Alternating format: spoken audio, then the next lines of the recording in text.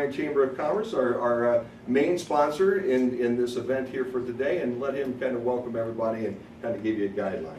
Thank you very much, Jim. I just want to welcome everyone, and I want to welcome our City Council and BPA candidates. A reminder that on Wednesday, tomorrow, we will have the mayoral candidates at Stony Ridge Winery, and on Thursday will be our school board candidates at Union Street Grill. Both of those events are from 11 to 12:30 p.m.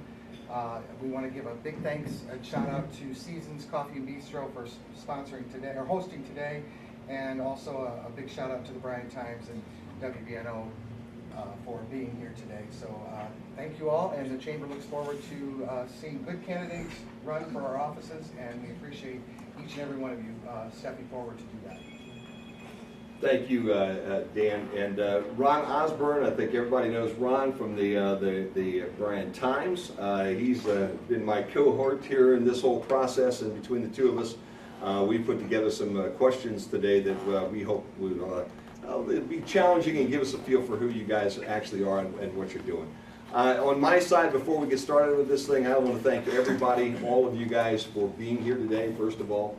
And secondly, having the courage, okay, and the love for your city to do what you're doing. Because I know when people think about city council or BPA or the mayor or any of the candidates that we're going to talk about and talk to this week, they think, wow, what an easy job that is, okay? And until they actually sit in your shoes and do what you have to do, they don't understand the time and effort and consideration that goes into these things. So I appreciate all of your guys' time and all of your effort, and to the folks who are incumbents today, the time you spent in the job here already, and to the folks who are running new or are going to be new incumbents even in some cases, thank you for stepping forward, because unfortunately in the world we live in today, there are not enough folks that will do that. So with that, thank you very much. Here's how things are going to happen right now. I'm going to give everybody about 2 minutes to kind of introduce themselves. For anybody listening on the radio right now, I have the 4 city council members to my left, and then the 3 BPA members sitting past them along the table. Just for everybody that's interested, we are going to video this whole process, and it will be up on BMU's YouTube channel, so that you can watch the video of this performance here today that we go through. There was a question, and I want to bring that up right now. There was a little question going through town, being a small town. When are we going to get the questions, Jim? Okay, and I heard that a lot, and so I'm the bad guy in the mix right now. I think the questions that we put together for you, and I appreciate the request to have them put out early, but the questions that we have, I think, are questions that all of the folks here in this room are going to be able to understand and deal with. And just like that phone call you'll get on a Wednesday night where you have no idea what's on the other end, this is the same situation. And it is okay every now and then to say, hey, you know, I don't know enough about that right now. Let me go back and get you more information. With that, let's start with the city council candidates, and we'll start with Mary. Hi, I'm Mary Leatherman. I'm running for Ward 1 unopposed. I graduated from Edgerton High School. I have lived in Bryan since probably since 1987. I'm John Betts. I'm running for City Council Ward 3, Precincts C and D. I'm a 3rd generation and lifelong resident of Bryan. I'm very passionate about working to make Bryan a place that's inviting to business and people, a community where families want to live, work, and play, and businesses want to grow. I believe I have the experience and skill set, along with the desire to work to shape this vision into a reality. I am a data-driven, results-oriented, and get things done type of a person, have been all my life. I am approachable, trustworthy, and a team builder. Also, the reason I'm running is because I feel as though it's my turn to get back to the Bryan community the way my parents and grandparents did. I'm invested in Bryan after being a resident of 55 years, and I want to see Bryan improve and progress. Also, the opportunity arose when Keith decided not to run for re-election, and at the same time, almost simultaneously actually, I was retiring. So that seemed to be an opportune moment, and couple that with the 4th reason, which is I believe my skill set and experience in administration and the legislative advocacy match well with the duties that I saw in the councilperson position. Hello, I'm Joel Stevens. My wife Melissa and I have 3 grown children and 1 grandchild. I'm running for Bryan City Council seat in Ward 3. I'm a 1993 graduate of Bryan High School and Fort County Career Center, where I was in the plumbing and heating class. I have lived in Bryan for over 20 years and within Williams County my entire life. Early in my career, I was employed at Shear Plumbing and Heating for about 6 years. I'm currently employed at the Correction Center in Northwest Ohio for the last 18 years as the maintenance HVAC technician. In 2014, I started my own company, JS Video Security, installing high-resolution security cameras. I've been on the Fort County Career Center Advisory Board for the plumbing and heating class since 1993. In 2012, I was the Correction Center Northwest Ohio Employee of the Year. And this summer, since running for council, me and my family took a trip to Washington, D.C. I was able to see America's founding documents, the Declaration of Independence, Constitution, the United States, and the Bill of Rights. These 3 documents, known collectively as the Charter of Freedom, have secured our rights as American people for more than 2.25 centuries. It's very moving looking at these signatures, and although it's faded, you can still see John Hancock's signature.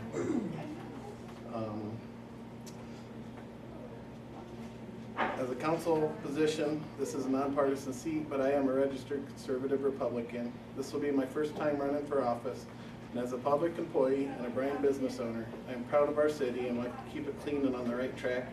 I'm looking forward to serving my city.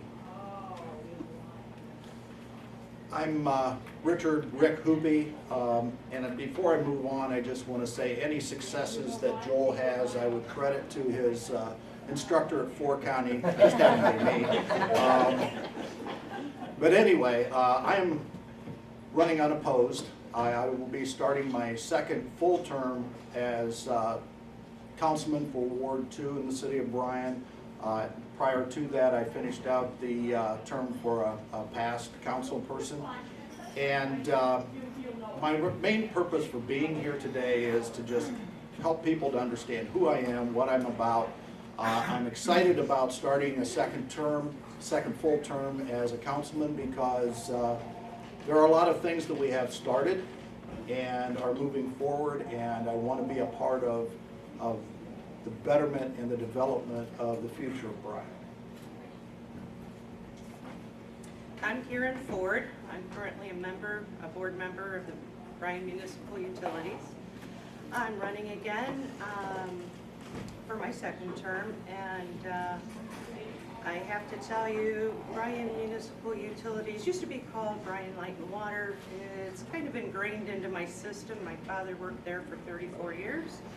I worked there also, and decided to become a board member because I've got the knowledge, the inside knowledge of the utility business in regards to electricity, water, and communications. And with that knowledge, it's very good to come in and help move the company along and have that continuous improvement application, keep current with things that are going on in the world. And I appreciate your vote. Even though I have no one running against me, I just appreciated it the first time around. So thanks everybody out there, and it's good to be a part of the community here.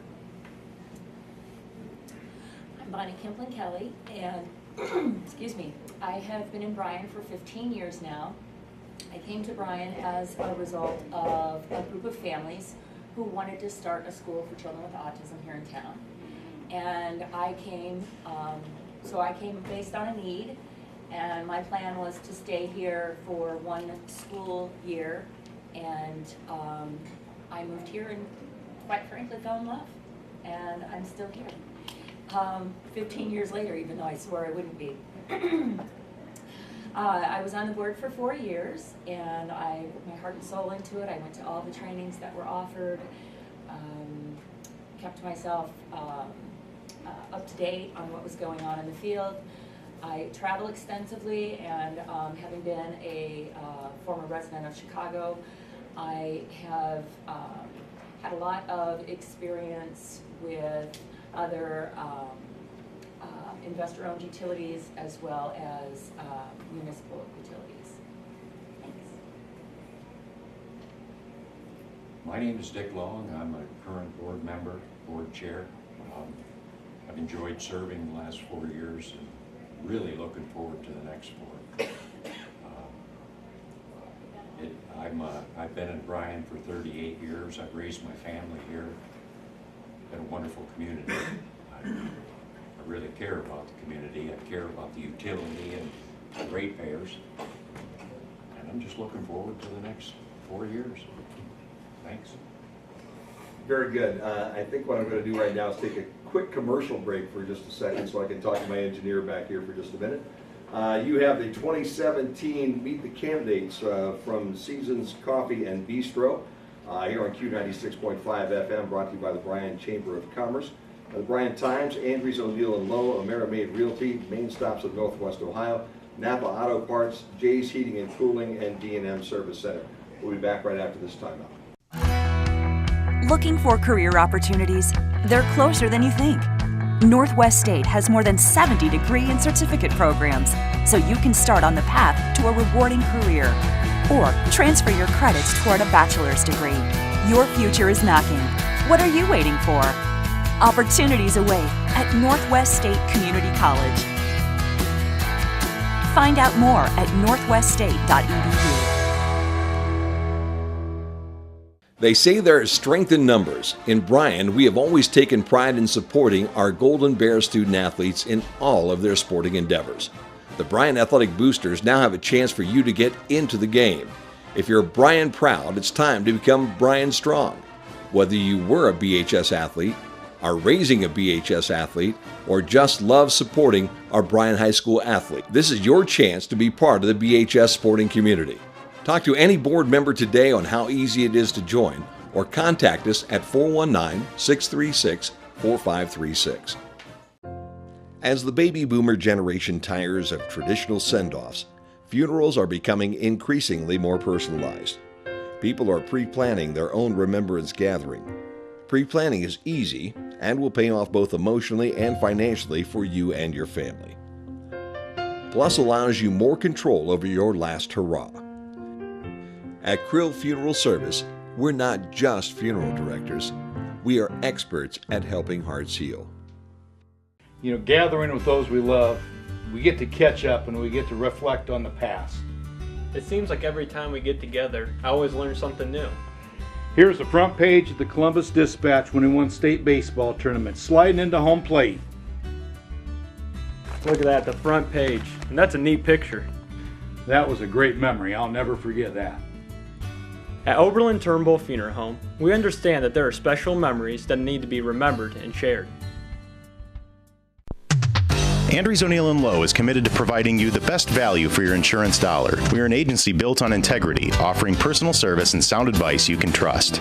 That's why we partner with experienced carriers like the Central Mutual Insurance Company for your auto, home, or business insurance needs. Central's quality insurance products are reasonably priced and backed by prompt, professional service, providing value for your peace of mind. Andrews O'Neill & Lowe is your local Central agent. Call us today at 419-636-5050.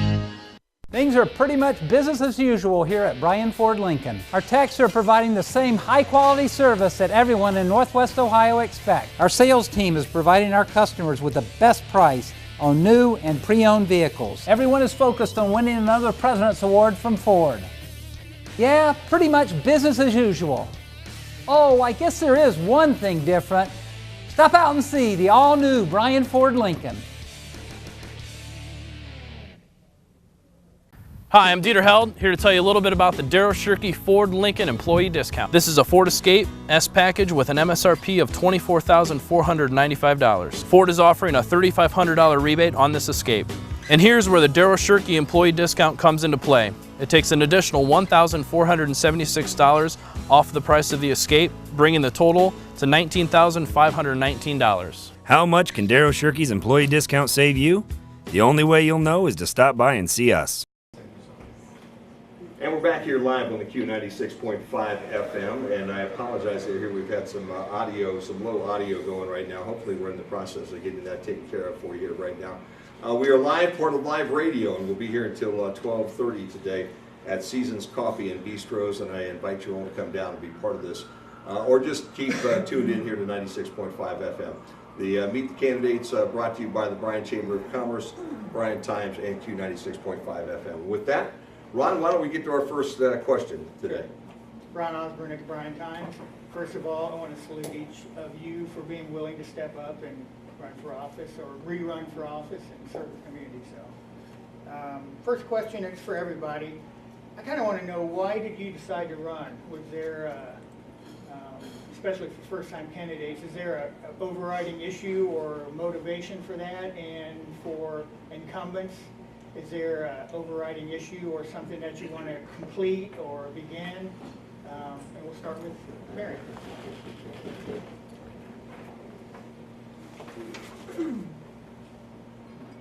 Sorry about that. Actually, I was approached at the Bryan Jubilee Parade by the mayor, Tommy, and Carrie about stepping up and running for council. I debated it for a couple days, and I got thinking about it. I'm very active with the Kiwanis. I'm very active with the Bryan Chamber of Commerce, and I thought, why not? I love the city of Bryan. I want to see a lot of good things happen with the city of Bryan.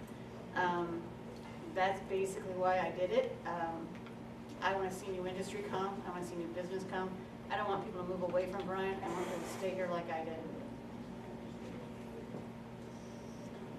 Yes, this is John Betts. My reasons I stated in my opening statement, I picked up on the one issue though that Ron asked, which is, basically, are you running because you have an agenda? I do not. I'm not really in favor of people who run for office because they have an agenda. That sounds dangerous to me. I believe that you need to find out what's going on, get the data, get the information, and then be part of the solution instead of part of the problem. Just to quickly recap why I'm running, I really do feel as though it is my turn. For the last 43 years, I've been in Toledo and Bowling Green, working 50 to 60-hour work weeks. I've not had time to give back to Bryan in the way that I think would be helpful. So I feel it's my turn, and I think since I've been here for 55 years as a resident, I also believe it's my turn to give something back. And like I said, the opportunity kind of presented itself with Keith not running, and I felt as though when I looked into what city council people did, that my skill set in experience in administration and legislative advocacy matched well with that. So. Hello, Joel Stevens. I didn't plan on running I just heard that Mr. Day was not going to rerun, so I thought I'd throw my name in the hat and run for office and help the city out. That's given me so much, I'd like to give back to the city. Being a public employee, I think I have a pretty good knowledge with the one side. I'd like to work with the other side. And being with my business with the Chamber of Commerce, always felt do the best you can with businesses we have in town. So I'd like to see a little bit more business growth and try to help the city grow. I'm Rick Hoopie, and when I first came on to council, the reason that I came on was because I just wanted to help the city. I had been in some leadership roles prior to that, and enjoyed trying to help community, try to help it to improve and do better, and that's what I thought I could bring to the table with being on council. Why am I going up for re-election is because I think that we have done that. I think that Bryan City Council, progress in council is a very slow process, and we are heading in some very good directions. It's just, it doesn't happen overnight. And I want to be a part of that. And I think that I have something to contribute to the city of Bryan and its future. Karen Ford, and I'm running again because I enjoyed working with the utility in a different capacity. We've seen some improvements along the last 4 years. We have some exciting things that we're looking at going forward, and I want to be part of that as well. I want to continue on and use the knowledge I have and for the betterment of the citizens of Bryan. So that's why I'm doing it. I'm Bonnie Kimplin Kelly, and as I said, I was on the board for 4 years. I originally was invited to run and didn't really know a lot about utilities, and so I began to do a lot of research. And now as I travel, I'm always asking the questions there and finding out how things are done other places. And I'll tell you, I know firsthand that BMU does an amazing job, because I've been the victim of an IOU, an investor-owned utility. And believe me, most of the people that live here in Bryan don't realize what we have.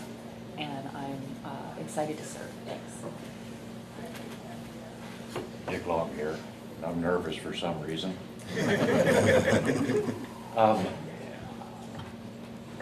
Working for the board, it's been a challenge, but it's been very interesting. I noticed the last 4 years, never had a real good relationship with Bryan City Council, and I think that's all changed now. We're working forward together on some economic development things that I'm pretty excited about. I'm like Rich Hoopie, I want to be a part of that. So I'm really looking forward to the next 4 years. Got some new and interesting things coming up, and it's going to be exciting. Thanks. Very good, guys. Thank you very much. Let's talk about the budgets for both of these operations that we have. The city council has the city's budget, and the BPA also has their own budget. We're talking about multi-million-dollar concerns right at this point in time. Mary, let's start with Rich first of all. Why don't we give the mic to Rich? How's that? Okay. Rich, you've been on council here for a little bit. Tell me a little bit, for the folks listening, where the budget is right now with the city. Right now, we're comfortable, but by no means do we have an excess.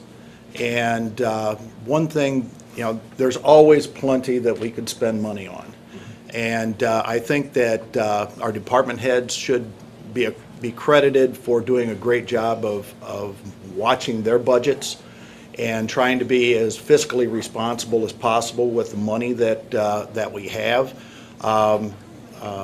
We have beautiful streets, and that doesn't come for free. And the reason that we have the beautiful streets with the budget that we have is because we are out there looking for grant money and things that are out there that aren't going to cost the taxpayers more dollars. Our 0.5% helps to fund. We have a great fire department, and our fire department and police department are very fiscally responsible. Those trucks don't operate for free. Just across the board, streets, parks, we have beautiful parks that, again, those don't come for free. And so budget-wise, we're hanging in there, and it's because the people that are running those departments are doing a great job.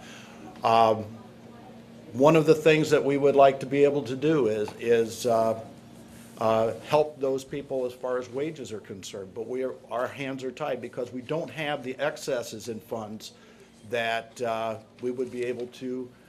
We would love to be able to pay them a lot of money. Will you please? I mean, what's the budget for this year? 20? How many million? Yeah, 20. It's 55. Yeah, 55. I'm yes. sorry. Total. Is that between the two, or is that just the city? That's between the BPA and the city, correct? Yes. Okay. And they're divided roughly half and half. Yes. Pretty close pretty close. For just easy math for a guy like myself, okay? Yes. And a surplus at the end of the year this year for the city council and the city of Bryan, guys. What's our guess right at this point? 1.2 million. Mr. Mayor, thank you. And again, it's good to have Mayor Johnson with us today, and we thank him for the time that he spent doing this job as well. So $1.2 million surplus. What would you like to have it be, Rich? Not any less than that. Okay. That's for sure. Okay. We have to be prepared for anything that comes down the pike that's unexpected. Okay, And let's pass that on to the gentleman next to you right Okay. now, okay? Rich, by the way, is running. We have a unique situation today because we have some folks who are running unopposed, and then we have a race that is actually going to be contested. So every now and then I've got to call on our wiser heads to give us some answers that I need to have. And then I also wanted to make sure that the two candidates that are running against one another get a chance to talk about this just a little bit. So let's go back, and every time, guys, introduce yourself again so people know you're there. This is Joel Stevens. The money issue would be work with the council and the new mayor to make sure the budget does have a surplus every year, and then we are in a comfortable zone. And I would like to look at a few things, I guess, that would be sidewalks is kind of one of the big things. Walking around town, the sidewalks are getting bad in spots, and either start some sort of program, or if we could put our minds together, if we can find a good solution to get the sidewalks back into shape. And but I definitely work with the new mayor and city council to make sure we stay on track. Okay, could you hand that to John then, John Betts? Yeah, this is John Betts. Yeah, the city budget is $55 million, as we mentioned, and about half of that is the BMU, and under there, the BPA's management and control. The city revenue is derived from the 1.8% income tax. 3/10 of that's a permanent for the fire department, and as Rich mentioned, 0.5% is a renewal levy that's going to be up, I believe, in 2023. And then, of course, the 1% city operating for the general fund, which I believe was established in '67. My concern has to do with some of the things that Rich was kind of mentioning, things that are coming down the pike from House Bill 5 and House Bill 49. 49, I believe, is still pending a potential veto from the governor, but both of those bills, in essence, what they do in essence is create more of a central control in Columbus for the municipal tax, and at the same time they're not really reducing any expenses on our side. So I'm kind of concerned with potential loss of control and or potential loss of revenue, and I think we need to keep our eye on that through the Ohio Municipal League, which does an excellent job of advocacy for those issues. I think the other thing to mention is that over the last 16 years, and I got this from the mayor, and I hope he doesn't mind me saying it. If you do, I'm sorry, it's coming out. But he mentioned, I think it's actually a tribute to him and city council, quite frankly, is that in the last 16 years, the revenue to Bryan has been cut by $1.4 million. And that cut has come through the kilowatt tax has been reduced by about $780,000, the loss of $464,000 in our local government fund, and then there's been a loss of $275,000 through the estate tax. So the city council and the mayor and the leaders of this community have taken those kinds of hits and still maintained a viable budget, and they should be congratulated for that. But those are my concerns. Very good. Mary? Being new at this, kind of hard for me to answer that question, to be honest Sure. with you. I know in my past experience as an employer, I'm very budget conscious. As a matter of fact, some people call me cheap. So that's really all I have to say about the budget, since I'm not really that involved with All it right. yet. Very good. Send it back to Rich for just a second if we could, and we'll get one last quick point here. And John brought up the kilowatt hour tax because that is an amount of money, okay, that comes from the businesses, the major manufacturers in this town, that could very easily go to the state of Ohio, and they have taken some of that. But still, at this moment, it's, from what I remember, somewhere around $600,000 this year. Guys, Mr. Mayor's bouncing his head up and down, right back there. So again, there is a possibility that we could lose something like that as well. Is there not, Rich? That is correct. And at that point in time, that's could be almost immediate and would make for a real difficulty I mean, that's half of the surplus this year almost. Absolutely, Yeah. absolutely. So that would make it very difficult at that point in time. Yeah, there are a number of things that are out there that are being done on the state level that are making us very nervous as far as the future of the tax in Bryan. One John mentioned was HB 5. That had a huge impact on our tax collection, which had one of the aspects of that was if a manufacturer shows a loss, they could take 5 years to reclaim that loss without paying tax to the city. That's going to be huge for the city. Sending our money to, right now the city processes the taxes themselves. In the future, we could be looking at our tax dollars would go to Columbus. Columbus would pull their piece from our tax dollars and then send us back, in essence, what they want to send back to us. And that would be a loss to the city. So there are a number of things, including the electric tax that could impact us in a very negative way, and that is something that we are keeping a close eye on all the time. Lori Rohde, our clerk treasurer, is always keeping us updated on things, and makes us very concerned because we have very little control over what happens in Columbus and what they decide to do that are going to affect us out here in the locals. Very good. Hand it to your left now. How's that to Karen Ford with the BPA? Karen, you've been part of the BPA for a little while. We've just heard $28 million basically the budget for the BPA this year. Surplus expected for the BPA and BMU this year? By the end of the year, I'm not certain what it'll be. Okay. But we have been good managers over the past many years and have handled our expenses quite well in that we've always had a reserve, and we are looking at different things to do with our funds. You know, first off, we're nonprofit, so we are not in it to make money. We've got to watch what we charge the taxpayers and how much we put into operations and management, and that includes the repairs of all the equipment that's out there, keeping us supplied with all the electricity, the water, and the cable communications. So very good. Send it over to Bonnie, and Kevin Maynard's back there real quick. Kevin, maybe you're a better person to ask for I know you're new to the job, only been here for a month or two, but can you give me any insight to expected surplus at the end of the year for the utilities so they can help these guys? Oh, I'm sorry, Bonnie's got that. Never mind. Thank you very much, Kevin Maynard, for being here. But well, if he answers, I will have nothing left to say. My bad. Sorry. Bonnie? Well, recently BMU did hire a consulting firm to come in and analyze our cash reserve and look at a cash reserve policy. And we were pleased to find that we are right about in the right neighborhood there. A few adjustments will need to be made, but I think it was a very good response of the board to take that action because those are the rating companies that should we have infrastructure that needs to be improved upon, if we go and get a loan for those things, we're going to get a better rate based on things such as our cash reserve policy. Sure. Dick, hand it back over to Dick there for a minute. How's that? That works well. Dick, I know there's not a lot for you to talk about at this point in time, but there are 3 BPA candidates for anyone listening this year, and they all are running unopposed here at this moment.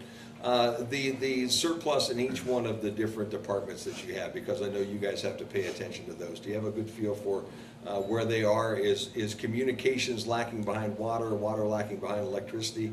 Any feel for that right now?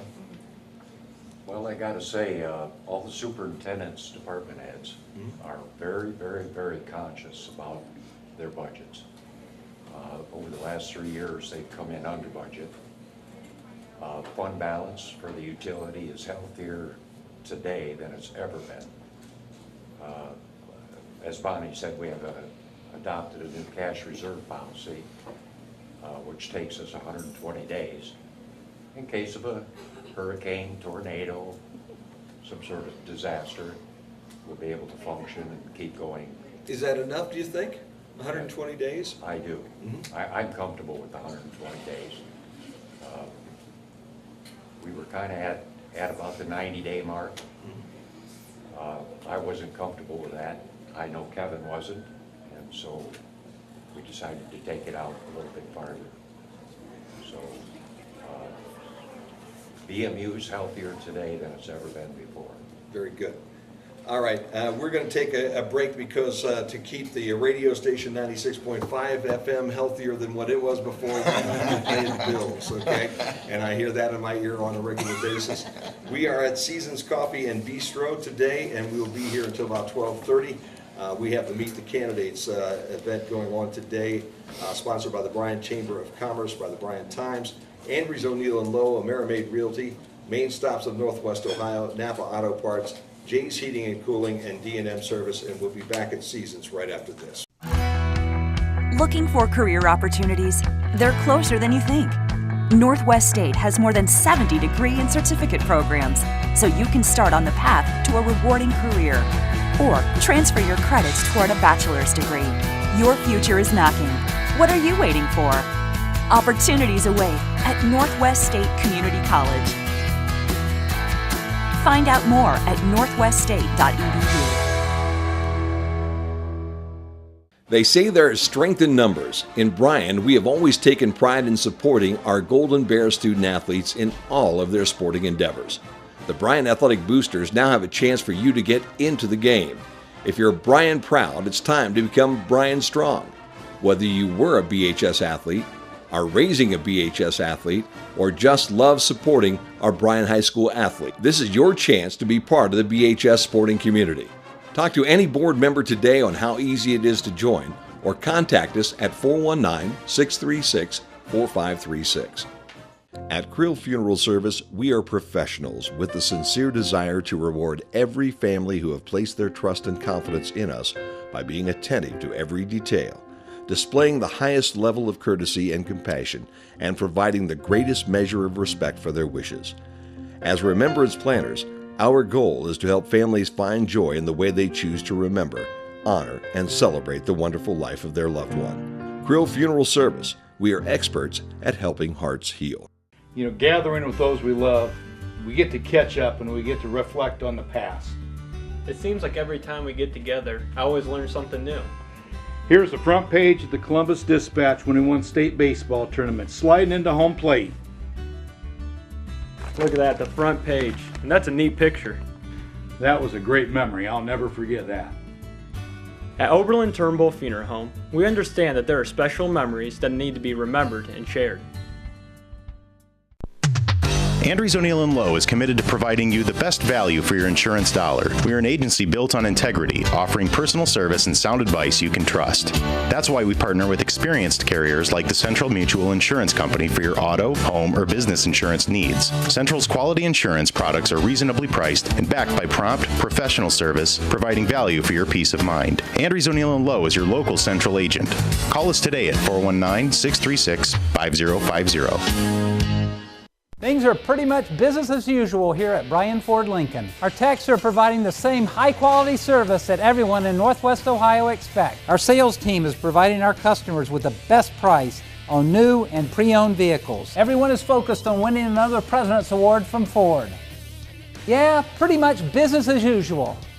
Oh, I guess there is one thing different. Stop out and see the all-new Bryan Ford Lincoln.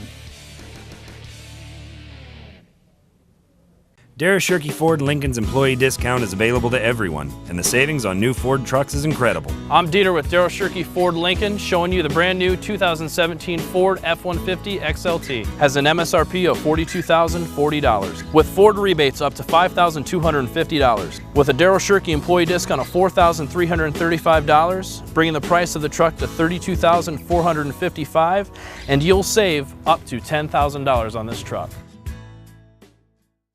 And I'm going to literally turn the headset over to Ron Osborne here.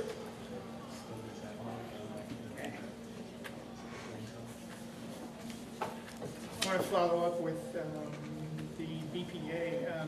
As I understand it, the cable television station's about 20 years old and in need of some major upgrades in the millions of dollars. Kind of begs the question, are you in favor of the upgrade, and do we even belong in the cable TV business? Tough question. We, granted, the infrastructure does need to be upgraded, but we're looking into some new technologies. We're actually working with the city of Coldwater, Michigan, some new technology that they're going to adapt, which is exciting for us. We're looking into that. As you know, the cable business is a tough business. I mean, we're at the mercy of the programming costs. Programmers are robbing us to death, holding us at gunpoint, if you will. So what's exciting about the new technology is we'll be able to increase our bandwidth. That'll free us up of all that on the fiber. And of course, we'll be able to increase our internet speed. But there's some new things coming down the line that we're looking at, we're studying, we're watching to see if this might be a viable option for us to adopt. Okay, Dick, Bonnie, same question. How's that? Well, when I was on the board before, we went to, they were always having conferences and such, and the editor from Wired magazine spoke as a keynote at one of them, and he predicted that cable TV is going to just go away. That with all of the streaming and all of the other options out there, that there's a good chance that it will go away. Now, I would really hate to see that happen here, because we have some wonderful programming. We have local advertising that we would not be able to have were it not for our cable TV. And we have local programming. And we just simply would not be able to afford to have that type of programming if we were working with another, like Time Warner or something like that. So. Karen, anything else to add, or where do you stand on the issue? How's that? Well, You have anything at all? No, they're good with mics on the table. Okay, good, very good. well, the cable industry is sliding. You hear all about streaming these days. So we do have to take a look and watch our expenses, because like Dick said, all these companies we buy the subscription, the packages from, are raising their prices. It's getting tougher for them even to sell. So we have to really watch the checks and balances on that and make the wisest decision. Fiber might be just the way to go, and increase that so people can stream better and more efficiently. So we'll look at all the numbers and keep making a decision year after year after year. Any idea, guys, how quickly this might happen, these upgrades might happen? Where are we in the stew right now? Well, we're basically just, like I said, the city of Coldwater, Michigan is working the bugs out of their system, per se. And we're in touch with them, and we're going to follow them and see where. So I can't give you a time limit, but I'm going to say probably within the next year, we'll probably be making some changes. Sounds good. Which begs the question, do we see a cable TV rate increase coming as a result of this? Oh, no. No. No. It'll actually, what this new, without letting out too many secrets, it's more like a co-op. The more subscribers, the more people that get into this, the cheaper it gets.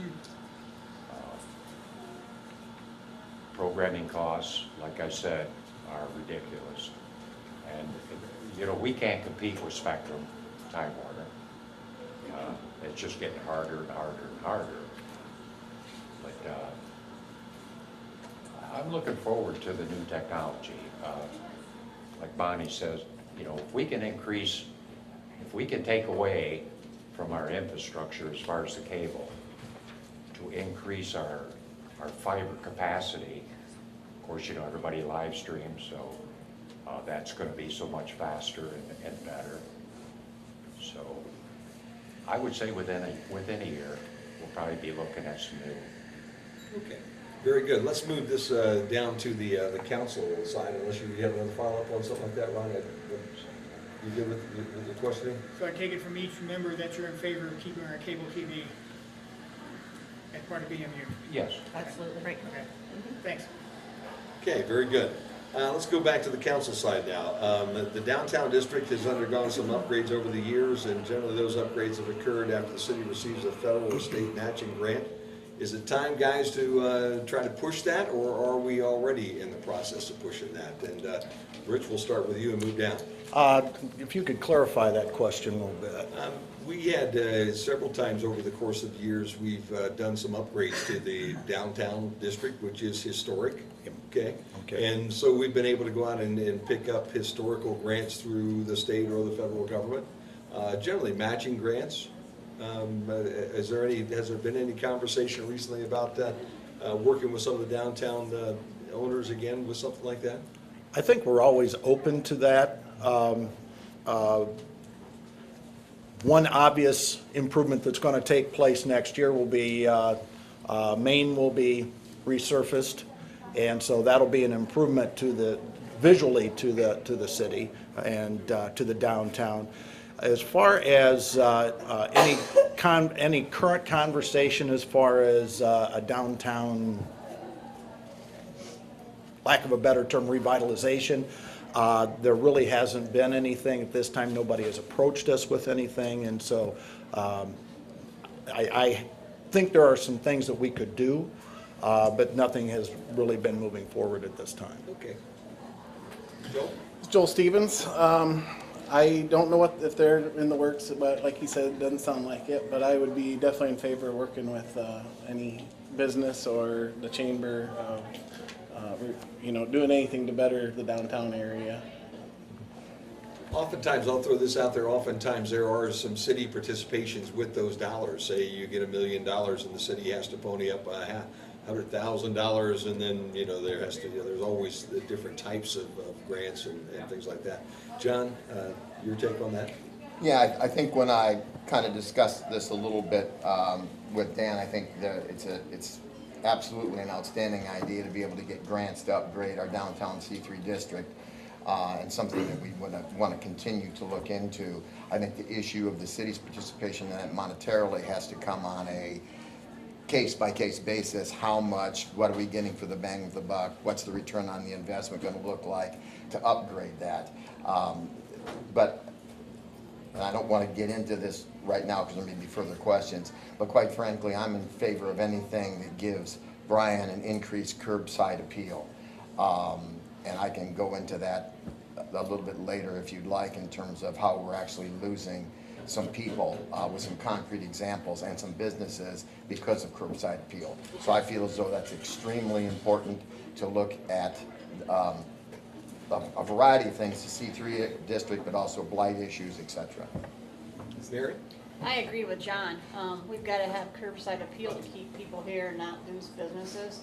If there's something in the works, I hope we do work with it and get it going. Let me stay with you, Mary, because you guys just pulled off a very exciting event this weekend, from what I understand, yes. with the Oktoberfest. Yes. That was at the library grounds, and I think the chamber was a co-sponsor and all that. In the past, there have been a number of groups that have said, why can't we do this right downtown, like the Jubilee? You're going to be a council member. How do you feel about something like that? That would be part of the county commissioner, since it is the courthouse square. I would be in favor of it. I think it would attract people because people love our courthouse square. I know Auburn just did that a couple weeks ago, and they had a huge success with it. So I would be all in favor of doing something like that and bring people from out of town rather than attract just Bryan, let's bring some money into town, let's go after the communities to get them to come and join us. John? Yeah, once again, I'm going to repeat myself here. I am in favor. My major focus is going to be on economic development for the city, both in terms of businesses and people. So anything that's going to assist that piece, and I would agree we're going to need to get the county commissioners involved in that write-off on that. But anything that's going to assist getting people downtown and getting people more acclimated to our downtown area is something that I would be in favor of, yes. Joel? This is Joel Stevens. Yes, I'd be in favor of working with the commissioners and the chamber and anybody that would want to bring more liveliness to the downtown area, for sure. I guess as far as your initial question, yes, I would be in favor of looking at that. What I look at as we move forward, and this may be something that we would have to look at who the new mayor is to determine, but we as a community need to decide who is the demographic that we're really looking to appeal to. And if we're looking to appeal to a younger crowd, that 30-something group, then that is the direction that we need to go. We need to look at development that helps to draw those people into our community and make the downtown a destination place. If we're looking for another demographic, then that may change. Something that intrigued me was something I saw on the news earlier this week where I believe it was the city of Sylvania put lighting around their shopping area and almost gave it a mall appeal. I think it's a great idea. But again, I think it comes down to who are you trying to direct those dollars to? Who are you trying to bring downtown? There's one opposed race, Ward 3, I believe. Mr. Betts and Mr. Stevens. Tell me why you're a different candidate, why you're a better candidate than your opponent. I have no idea how I'm a better candidate than Joel. The only thing I know about Joel, because we talked today for the first time, the only thing I really know about Joel that I need to know is that he is willing to spend his time and his talent to improve Bryan. Beyond that, I don't think I need to know a ton more, but I am very happy that we spent about 45 minutes out there getting to know each other. Very nice. So I don't know, well, you're very welcome. So I don't know that. I mean, I think what we do, and I talked to Joel about this after a city council meeting, I think what we do is we just put our credentials out there for the voters and say, here we are, here's what I've done, here's what I've done, here's what I'd like to do, our vision, our experience, and say, here it is, who do you think that you would like to vote for? So I'd like to go more that track than why I think I'm more qualified, because I don't know enough about Joel to say that. I think my issues that I have to deal with the 43 years of administrative experience dealing with multi-million-dollar budgets, $45 to $55 million budgets, both developing them and implementing them and making sure that ends meet with those.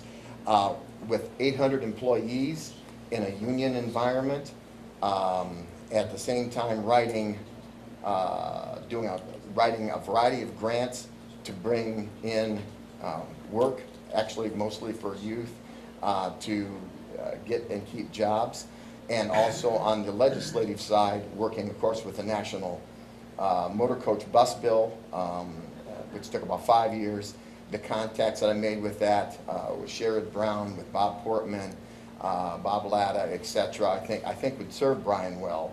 So I think those are the kinds of things that I could bring to the table that are helpful in terms of my administrative and legislative experience.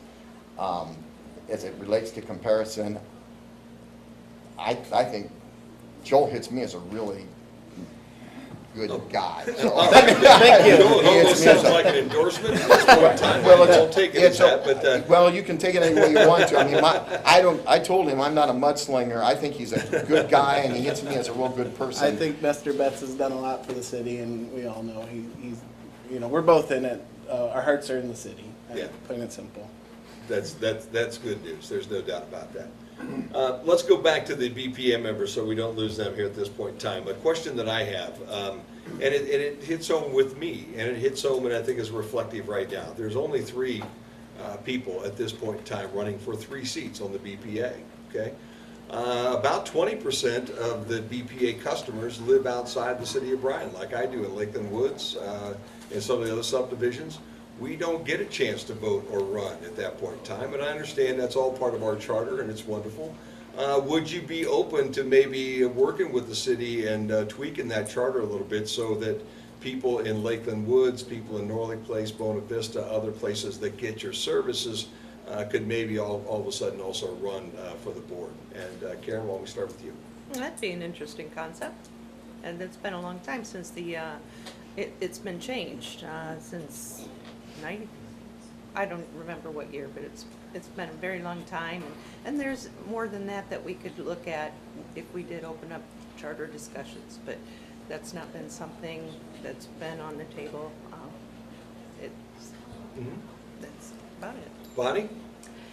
Well, as Karen said, the charter has been a fairly stable document for quite a number of years, and I'm always for new ideas, and you know, we have a changing world and a changing market, and we have to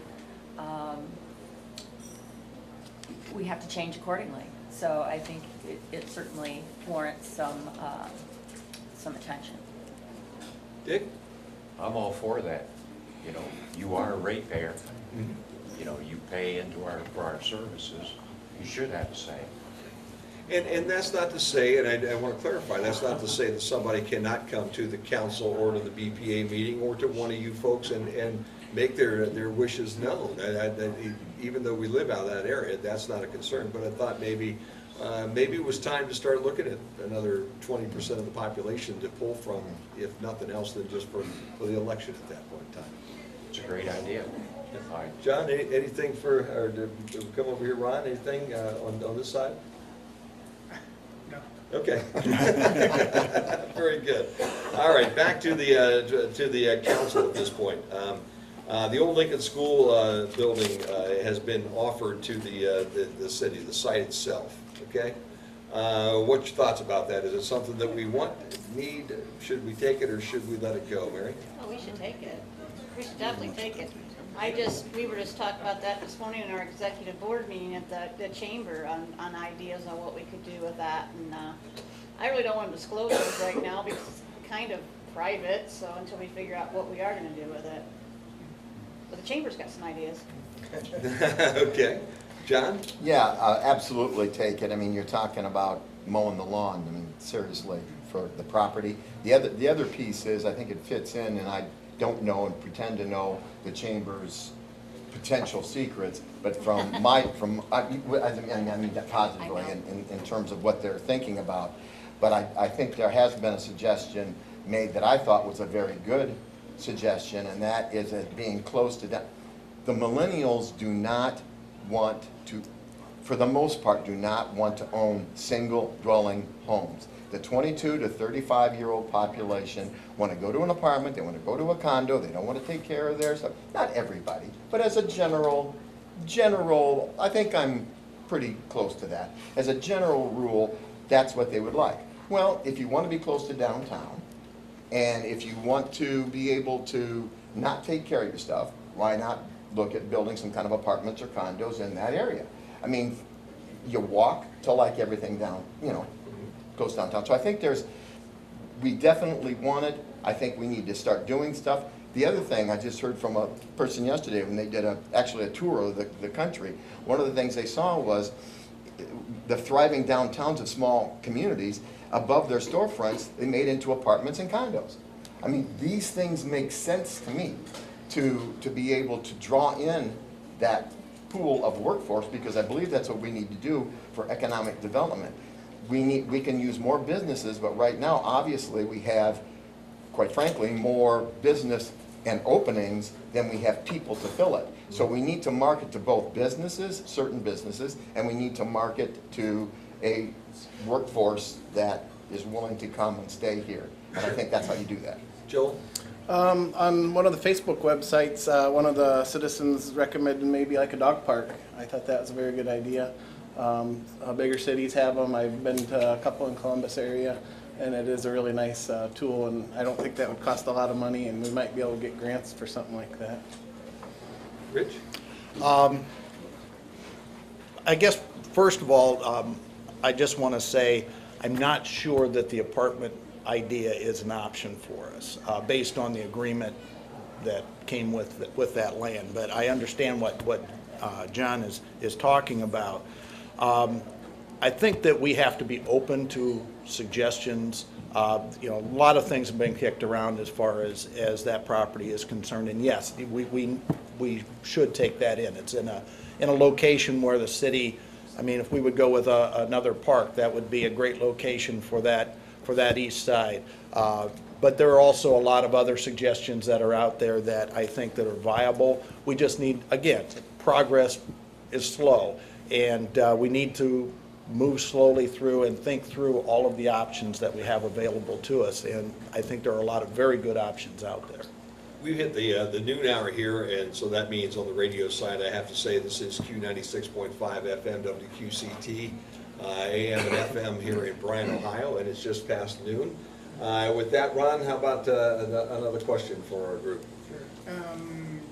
I think this is kind of directed to city council candidates. As a county seat, city officials have a unique working relationship with various county level officials. For example, the commissioners, sheriff's department, and county court system. How is your relationship with each of these entities, and what do you see as possible conflicts and opportunities in those relationships? Well, I'll start with that one. With the commissioners, I think they're trying to do the best they can, and I think they're doing great for our county. Working with the sheriff, he's my uncle, so I hope we can work together with him. And just being with the city council, I think it would be really good to have a tight relationship with good communication between the two to bring the city, move it forward. I'm interested in seeing any and all relationships be collaborative and cooperative with whomever. I would be probably a little more interested in that collaboration being with not only county officials, but with community members and businesses towards the economic development end of things. That would be a little more of a focus. I believe very strongly we have good county commissioners. They're going to be very approachable. I certainly have no problems working with anyone and anything, because it's not personal with me. It's about a mission and the direction that we want to go and how we're going to get there together. That's my general thought. Mary? I'm pretty much with John. We've got to work together as a team to be able to be successful. Very good. That's pretty much the point, you got to work together.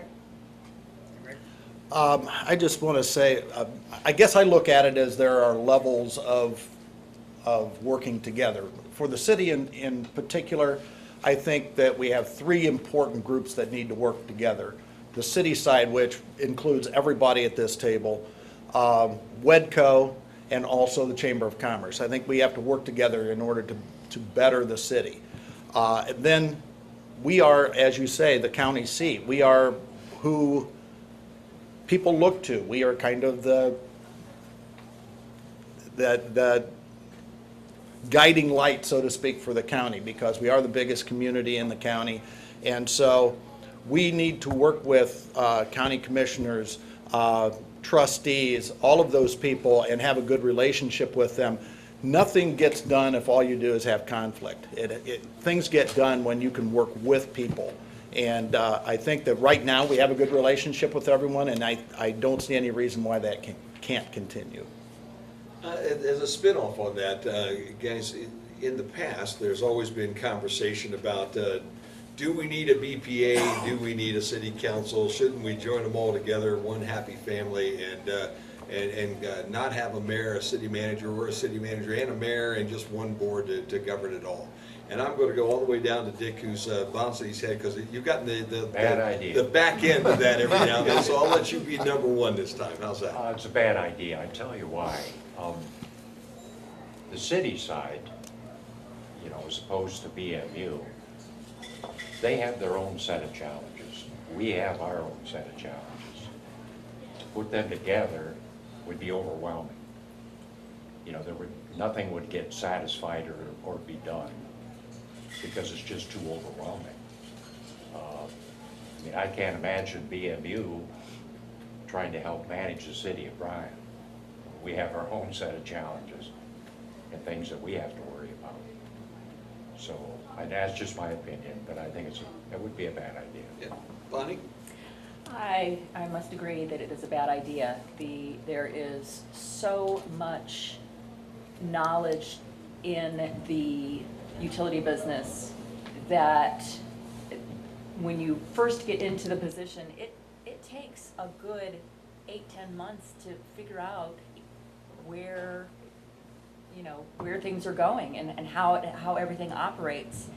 And so if we had to be learning all of the things that the city council is dealing with at the same time, I think that would be very overwhelming, and I think it would be very difficult to find people on a part-time basis that would have the time to commit to learning all there is to know.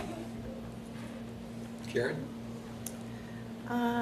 We've had a separate governing body for the electricity, water department, and then added on cable since 1906 or 1908, something like that. It goes clear back then.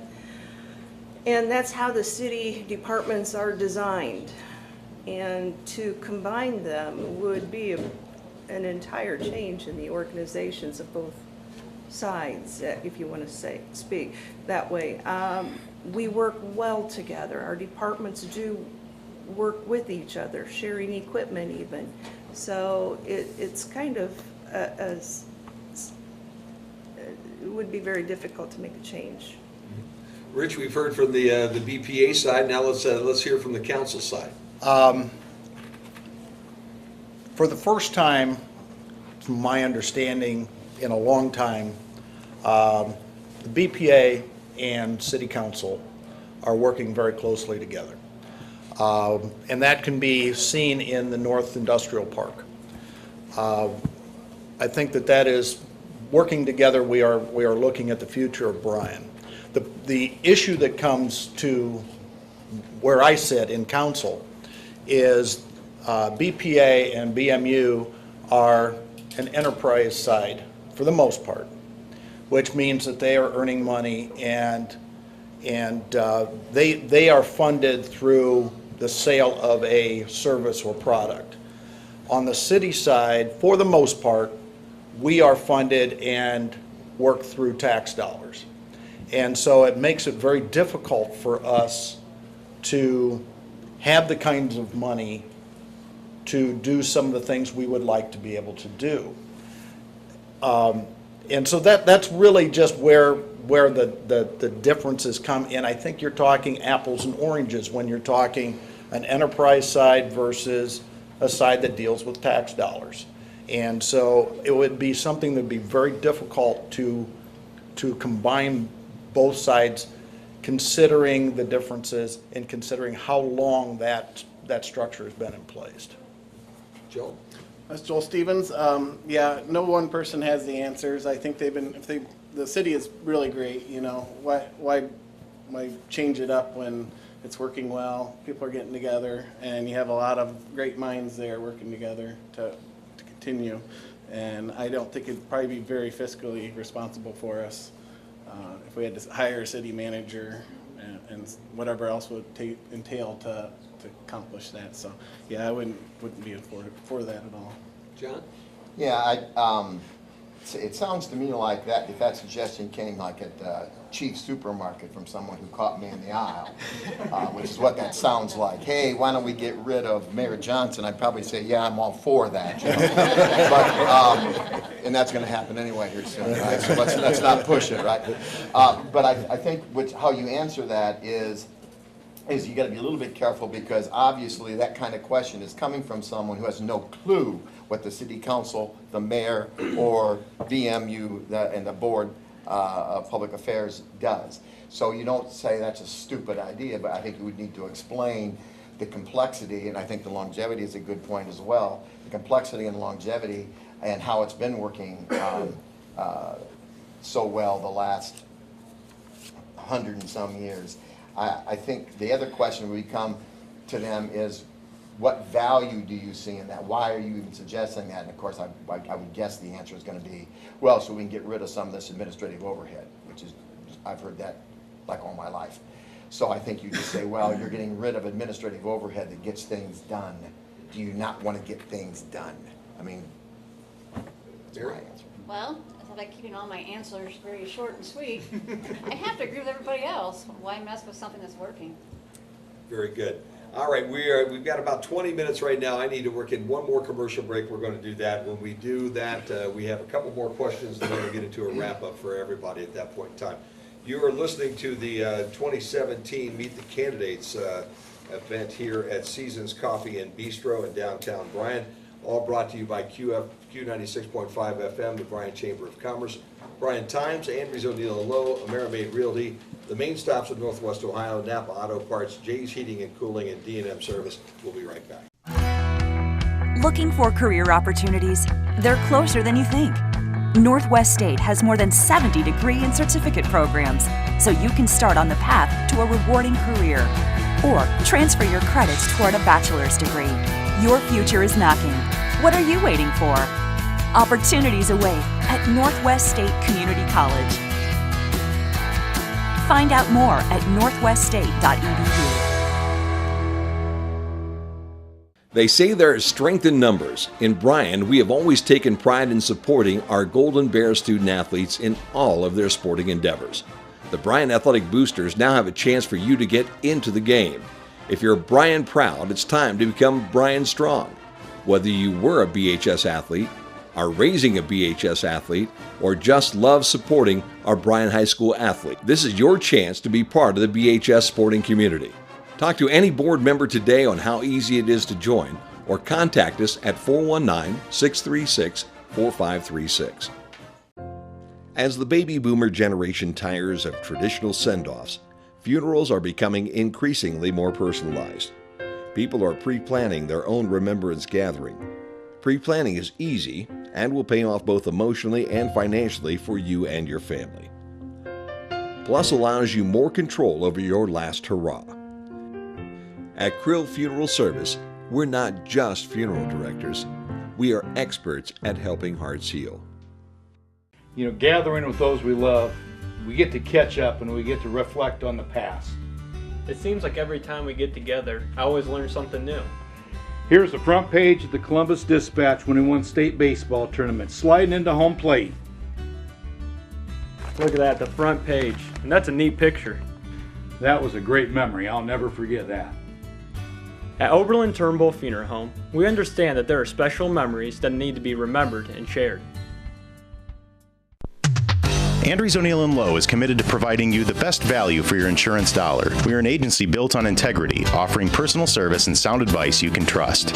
That's why we partner with experienced carriers like the Central Mutual Insurance Company for your auto, home, or business insurance needs. Central's quality insurance products are reasonably priced and backed by prompt, professional service, providing value for your peace of mind. Andrews O'Neill & Lowe is your local Central agent.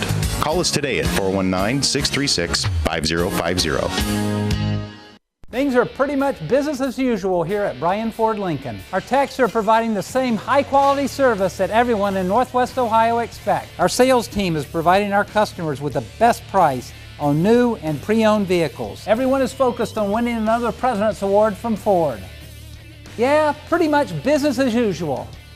Oh, I guess there is one thing different. Stop out and see the all-new Bryan Ford Lincoln. This is Dieter showing you the 2017 Ford Fiesta that has a final price of under $13,500 here at Darryl Shirkey Ford Lincoln. How did we get there? First, there's a $3,000 rebate from Ford. Add in the Darryl Shirkey employee discount of $681, bringing the final price of this Ford Fiesta to $13,469. At Darrow Shirky Ford Lincoln, everyone gets the employee discount on all new Ford cars and trucks. Stop by and see how much you can save. Seasons Coffee and Bistro, and it's wrapping everything up here on the Meet the Candidates program here for the day. All brought to you by Q96.5 FM, the Bryan Chamber of Commerce, the Bryan Times, Andrews O'Neill and Lowe, Merrimaid Realty, the main stops of Northwest Ohio, Napa Auto Parts, and Jay's Heating and Cooling and D&M Service. And Ron, do you have one more there that you'd like to ask? Somebody emailed me this question, and I think it's a good question. What's your plan to get sidewalks in the neighborhood leading up to the new school campus? As I understand it, there's big gaps there. So have you given any thought to that? Do you have any plans for that? Has the city council talked about that yet? For council members, starting with Mr. Hoopy?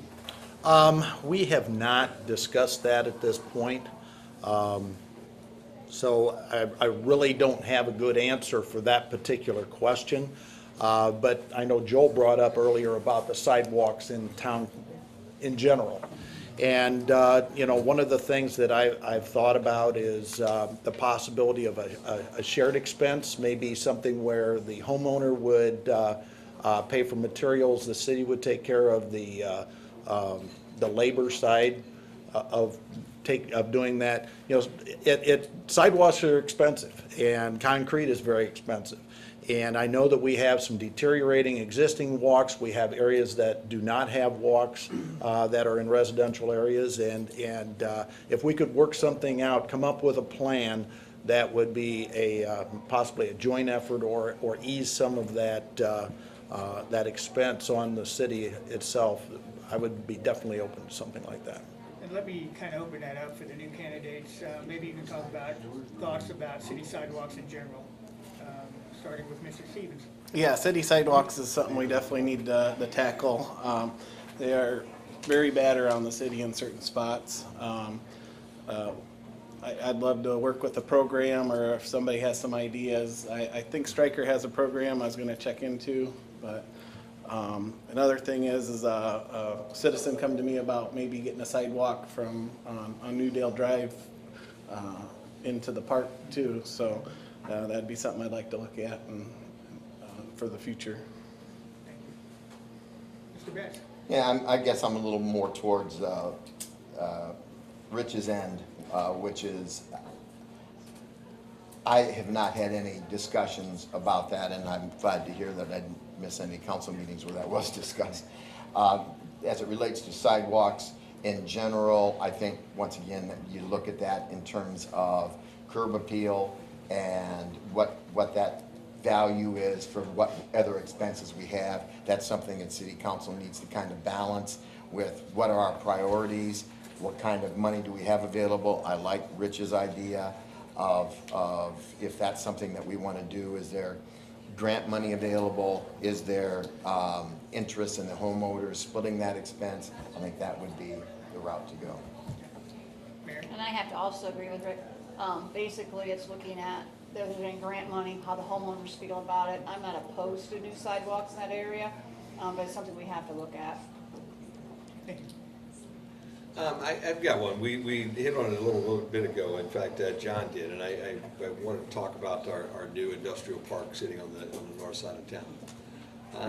It is a situation where everybody has some skin in the game for all 7 people up here, because there were dollars that were spent and hopes that everybody has for maybe new business or construction. We have a situation, and when we put that in, it seemed like the biggest problem that we might have in this area is finding people to show up every day to a business, not maybe finding a new job for somebody who's already showing up every day. Let's discuss that park. Is it a good idea for us to have more industrial parks nowadays? Should we be working with our local businesses to keep people here at their place already? Should we help them somehow with training or whatever that way, rather than putting $1 million+ in a new park? I guess, did we make a mistake buying the land and developing the land at this point in time? Let's start with Mary. With industrial, this is kind of my expertise. As far as I'm concerned, if you have an industrial park, you have new factories move in, people will come. Yeah, it's hard to find people out there, but I will tell you that if you get something new, people will come, and it also will keep people here. If businesses pack up, let's say something happens to one of our major employers right now, and they close up, well, the spouse has to relocate somewhere else. They take the other spouse with them. We just lost 2 people in a family. If you have that industry stay here, they're not going to leave. They're going to bring more people with them. So it's best if you can bring industry in. That way you can have more people come. Because if you have it, they will come. John? Yeah, I believe that people follow business. And so I think we need to look at having, once again, an economic development plan that identifies what kind of businesses we want. I want to say this, I do not know enough, but I on the surface of what I do know, I would not say the purchase of that was a mistake. That doesn't hit me right at all. It seems as though that was something that has value, and one of those things that, you know, was it 25, 30 years ago when the Board of Education purchased the land where our new campus is at. That was a huge mistake by many people in the community. My response was, makes sense to me. 30 years ago, and it's gorgeous right now, and I think a draw for people to come here. Our schools, our parks, our chamber activities are all a draw. I think so. If we have the business, then we need the people to want to come and live and stay here. I do not believe that to be a mistake at all. I think the issue becomes one of getting new businesses. What new businesses do you get? Do you get another candy manufacturer so that they can compete with the same skill set that Bill Martin is trying to fill his positions for? That seems a little on the silly side. But from my perspective, when I've talked to businesses, and I've talked to a lot of them in the last 2 months, they continue to state, and not just here, Wood County, Fulton County, Lucas County, they all say the same thing. The issue isn't, we can't find people that first of all can pass a drug test, second of all that show up, and third of all that have the skill set to be able to do that, and fourth, have the ability to work with the other people and not get into confrontation. So I don't think that was a mistake at all. I think we just need to have an economic development plan that's a little more concrete through a SWOT, through a strength, weakness, opportunities, threats analysis to find out what it is that we need to identify in terms of what businesses. Then I think we need to, once we build those businesses or recruit those businesses, then we need to recruit the people. And to recruit the people, you're going to need the kind of things we're talked about already, the curb appeal kinds of stuff, and the kinds of apartments and condos that draw that kind of folks in. Okay. One last piece is I think that we've been missing on, from I heard from business, is they really want they would like to have more, a closer relationship. And I think Matt Davis just put this in the paper, and I totally agree. We need to have more collaboration between our current JVS, Northwest Tech, Bryan High School, the school systems, and the businesses, so that we can train folks and have apprenticeship programs right out of there, because not everybody, and my father knew this 60 years ago and was part of the board that started JVS, they knew that not everybody needed or wanted to go to a college. So I really think we need to be looking at also having schools, maybe branch schools like Northwest Tech, etc., have that kind of JVS is excellent at training those folks that we need. Okay, Joe? Yeah, the North Industrial Park, looking from the outside in, seems like a really great idea.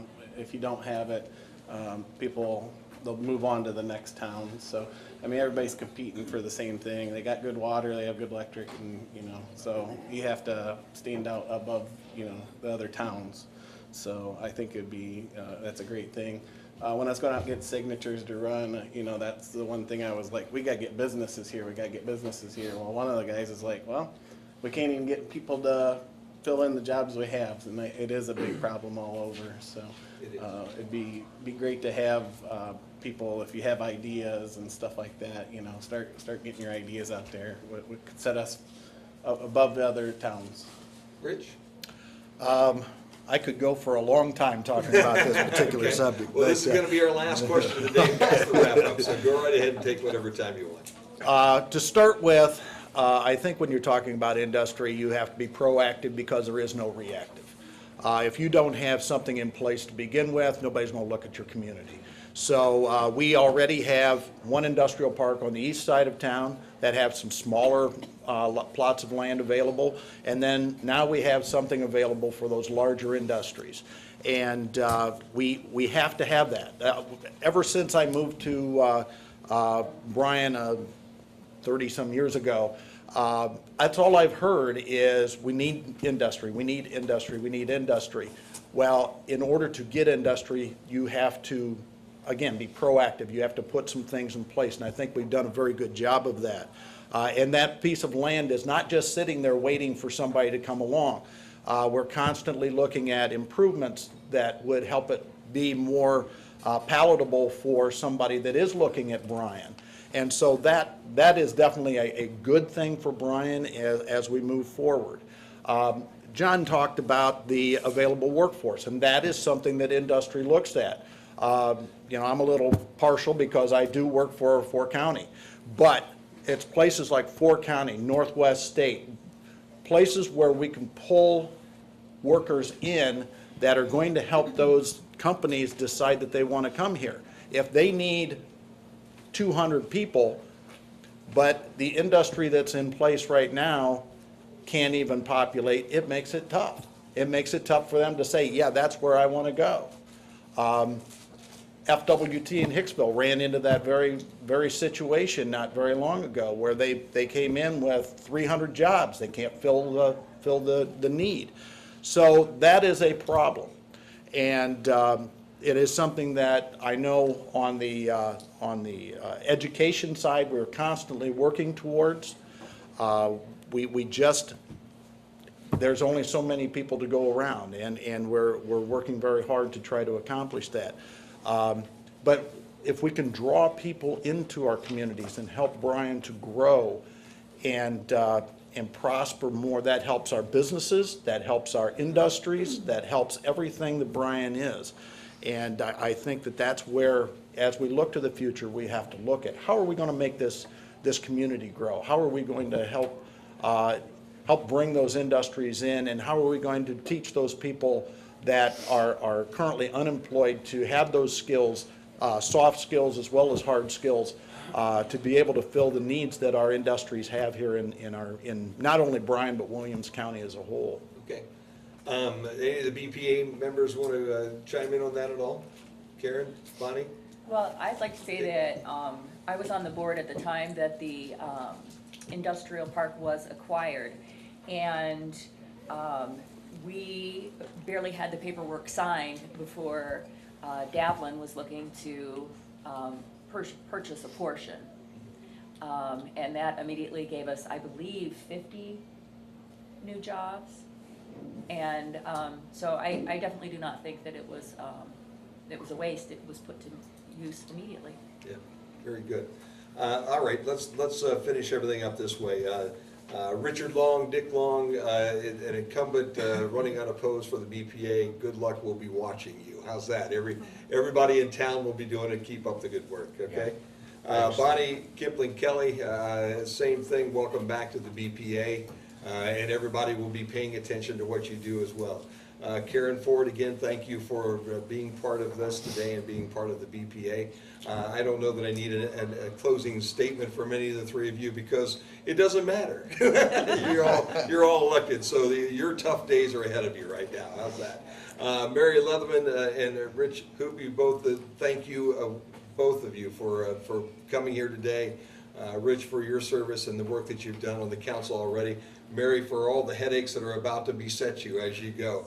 And with that, I do have two candidates here that are running against one another, and John Betts and Joel Stevens. And I would like for each of you guys to have a couple minutes right now to kind of summarize for the folks listening why they should vote for one of the two of you. How's that? Okay, who would like to go first? I'll go first. Okay. Make it short and sweet. If you're not registered, the deadline to register to vote is today before 9 p.m. So get out there, get registered if you're not. And then I'd like to thank everyone for listening. When I heard Keith Day was not going to rerun for city council, I decided to raise my hand and say I'm in. I'm 43 and feel strongly that people my age need to step up and help the city move forward. I want to help the citizens' voice be heard. I'm very approachable to listen. And if you'd like a conservative voice for Bryan City Council, vote for me, Joel Stevens. Okay, John? Yeah, I believe my administrative and legislative experience can serve Bryan well, as well as my legislative contacts. If I'm elected to City Council, I'll be committed to the city's growth and to keep a watchful eye on our budget to assure the residents of Bryan receive the best services at the least cost. I believe we have enough intelligent, hardworking, committed people in Bryan to make Bryan a place where people and businesses want to come and help us progress. I would like to give two quick examples of things that have just happened in the last week or two. When I was putting up some yard signs, I had a family tell me that has 3 children. All 3 were in National Honor Society. Very bright people. I believe we need to keep our best and brightest people. That individual told me that he told his kids when they went to college, don't come back, Bryan's dead. Okay?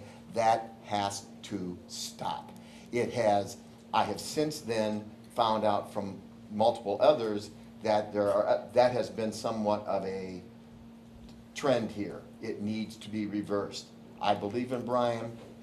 I think we all here in this room do believe in Bryan, and we need to stop that kind of thought process. The second example I want to give is the curb appeal piece. I had a major family-owned industry this week tell me that they had, that'll give it away, so they had a very high-tech type of position that took a fairly lengthy time to recruit. The person signed on, said they were coming, did come, brought their wife, drove down Main Street, and the wife said, we ain't moving here. Now, I'm not saying that that's any, all I'm saying is that I've heard that from 3 different industries, that they also can't keep people because of that piece. I don't know what needs to be done for sure. I've said that from the beginning. I don't sit there and say how we're going to fix something until I hear what the problems are and what the barriers are. But I do know that that is a problem if what I'm kind of focusing on is trying to get business and people in Bryan. So from my perspective, I think those are the things that at least I'm initially going to be working with City Council on and my peers on about what are some of the issues, how can we deal with this, etc.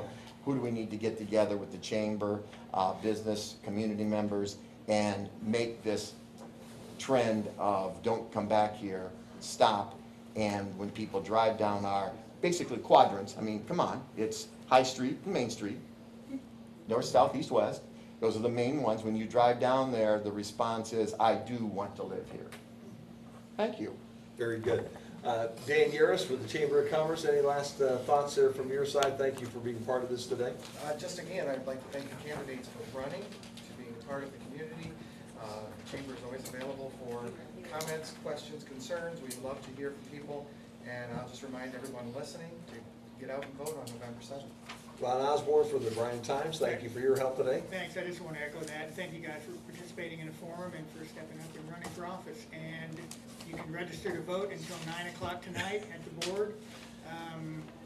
Go out and vote November 7th. Thanks. Again, that'll wrap everything up for us here at Seasons Coffee and Bistro. We will be at the Stony Ridge Winery tomorrow with the mayoral candidates here in Bryan, and then on Thursday we'll be at the Union Street Grill, and we'll talk to the members of the Board of Education and also the candidates running for those positions here in town. That'll wrap it up for us today. It's all brought to you by the Bryan Chamber of Commerce, Andrews O'Neill & Lowe, Amerimaid Realty, the main stops of Northwest Ohio, Napa Auto Parts, Jay's Heating and Cooling, and D&M Service Center. We're going to send you back right down to the Q, 96.5 FM.